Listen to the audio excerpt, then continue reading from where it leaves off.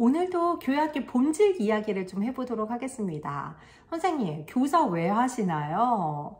어떤 분들은요, 뭐 시간이 돼서 아니면 우리 아이들이요, 교회학교에 너무 많이 여러 명이 다니고 있어요. 뭐 여러 가지 등등등 이유로 하실 텐데요.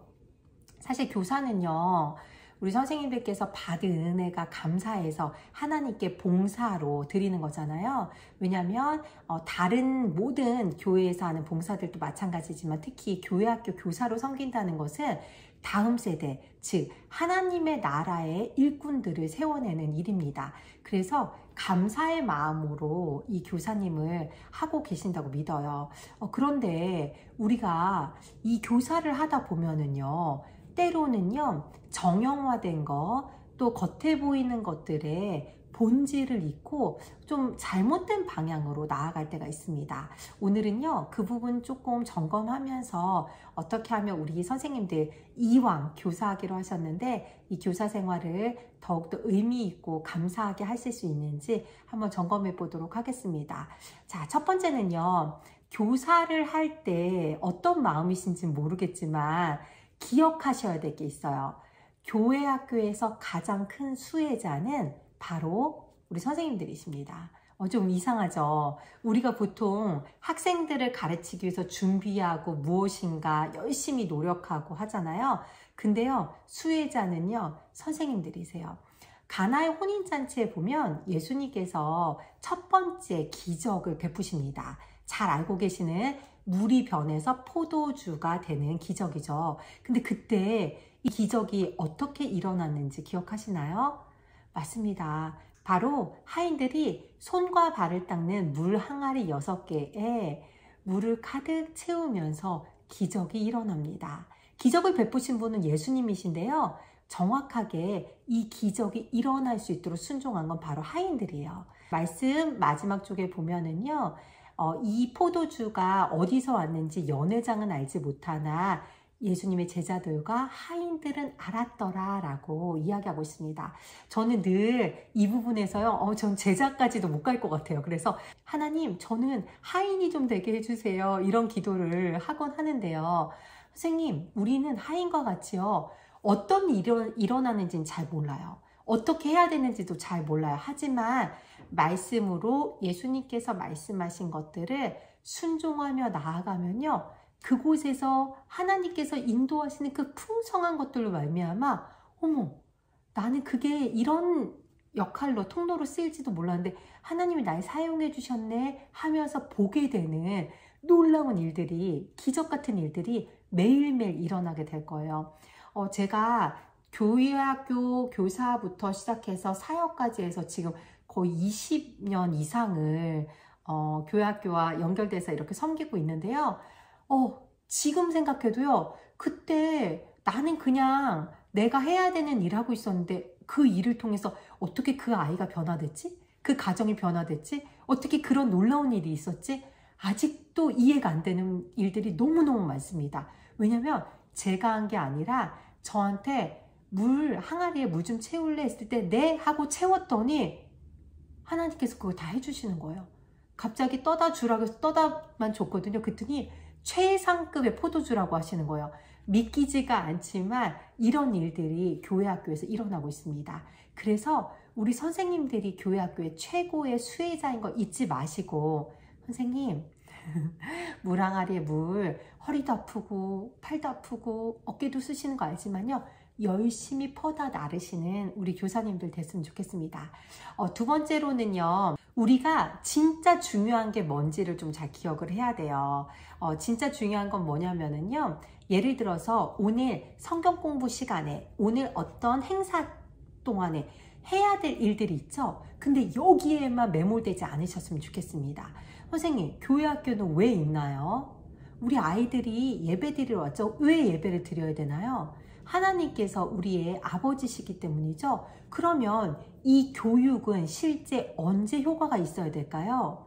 그렇습니다. 아이들이 지금 예배 드리는 순간에도 그렇지만요, 집에 갔을 때, 그리고 학교에 갔을 때, 친구들과 만날 때, 혼자 있을 때, 더 커서 사회에 나갔을 때 이 지금 배웠던 말씀들과 내용들이 생각이 나야 돼요. 그리고 생각만 나는 거에서 그치면 안 되고요. 그렇게 살아가는 데에 교육의 목적이 있습니다.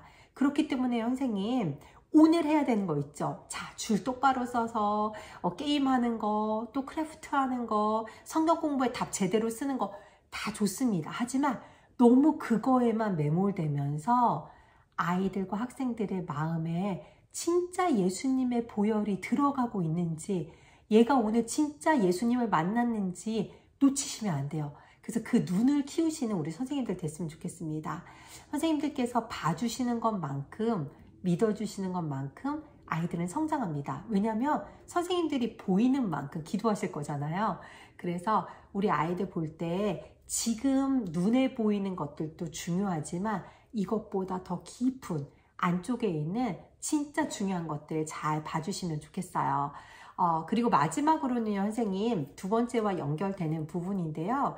우리 선생님들 모두 얼마나 성실하게 열심히 최선을 다해서 준비해 주신지 압니다.